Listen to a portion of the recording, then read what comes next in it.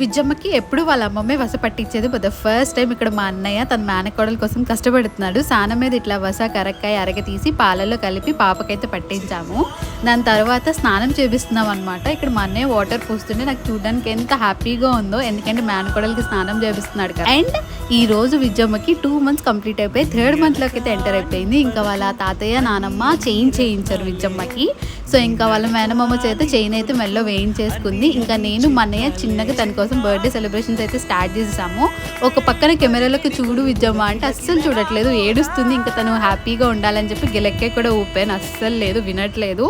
ఇంకా తొందరగా క్యాండిల్ అయితే ఊదేసి ఇంకా నేను మా అన్నయ్య కేక్ తినిపించాం. ఇంకా ఆఫ్టర్నూన్ నాకు ఫుల్ ఆకలిస్తుంటే దాని మాట వినట్లేదని చెప్పి ఇంకా మా అన్నయ్య ఎత్తుకుని అటు ఇటు తిప్పుతున్నాడు అనమాట. ఇంకా ఫైనలీ వాడు బెంగళూరుకి వెళ్ళిపోయే టైం వచ్చింది. ఇంకా నేను విజ్జమ్మ బాయ్ చెప్పేసి హ్యాపీ జర్నీ అని చెప్పాం. మీకు ఈ వీడియో నచ్చితే లైక్ చేయండి, సబ్స్క్రైబ్ చేసుకోవడం మర్చిపోకండి.